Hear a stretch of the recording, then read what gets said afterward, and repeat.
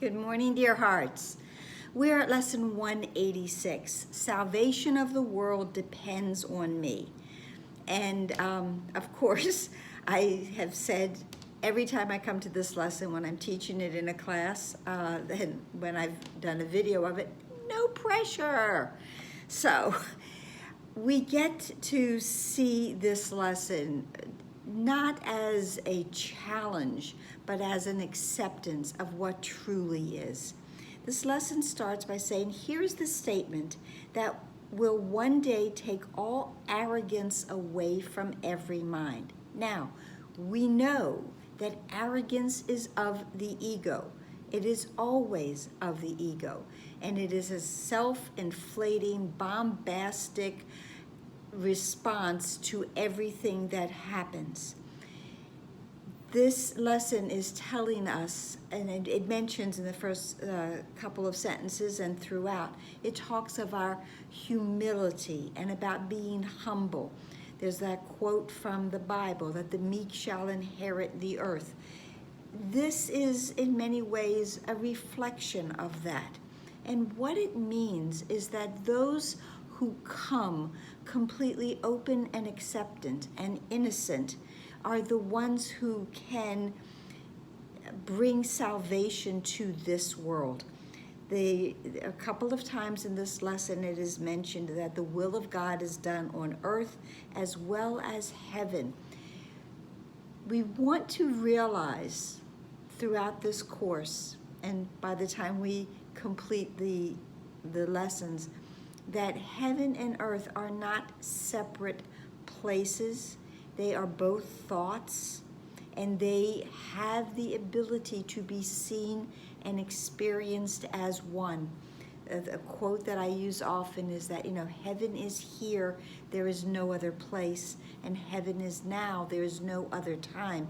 So heaven, again, it isn't some place we go to when we drop the body. Heaven is the experience we can have here with God's peace and salvation accomplished.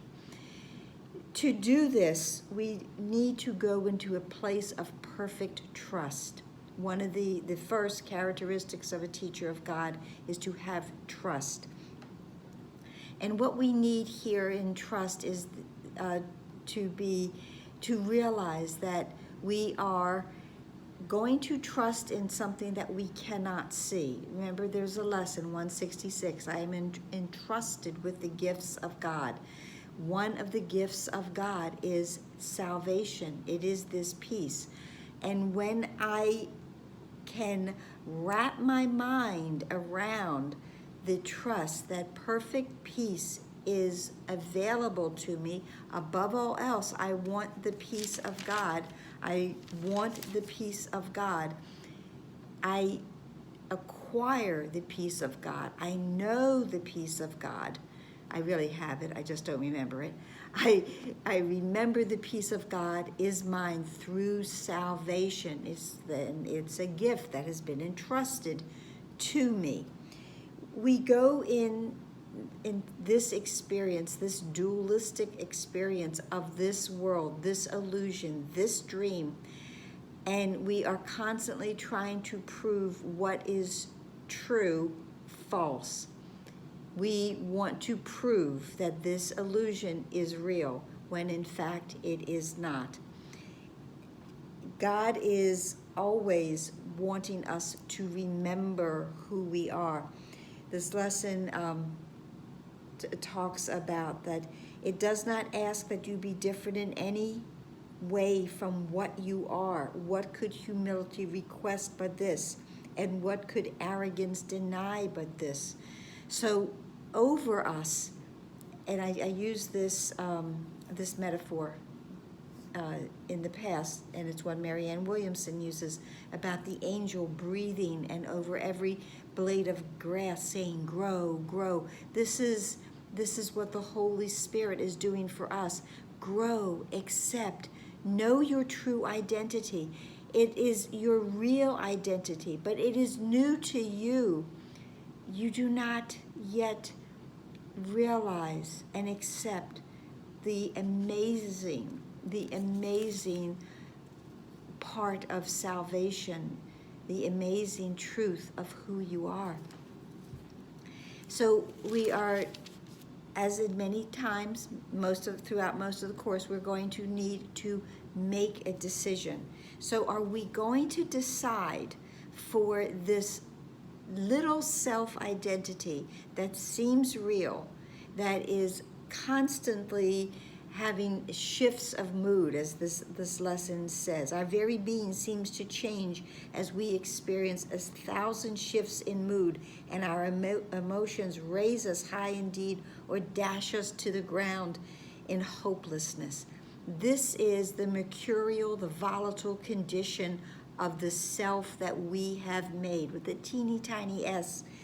But we have, in exchange for that, our true identity, our true self that is constant and stable and certain and knows the truth of who we are. And that indeed we have been given the function of salvation. My only function here, a lesson long ago at this point. Salvation is my only function here. We are here to save ourselves as we save the world by accepting the truth of who we are. The salvation of the world depends on me deciding who I really am. And when I do that, I can leave behind everything else that I thought was real, and instead, in place of that, I can accept my real self. There's many, many lines in this lesson that are so worth reading. In paragraph 13, it says, "For love must give, and what is given in his name takes on the form most useful in a world of form." That is the miracle. That is the miracle that we accept in this world of form, but it comes from the world of formlessness.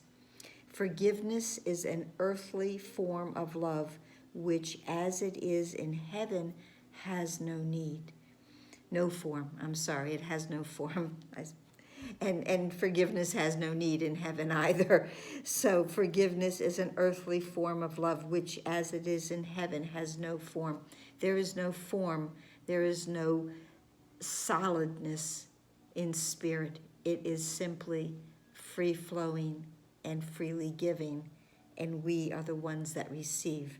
Salvation of the world depends on you who can forgive, and such is your function here. I hope this helped. It's a beautiful, beautiful lesson. It is truly, ultimately about deciding, which is a constant theme, if you will, throughout the course. We must decide. We must release the arrogance of the ego, and in place of it, embrace the humility, the humbleness, the trust that Holy Spirit offers us all the time. Please like, please share, please subscribe, please comment, and please be here tomorrow. Namaste.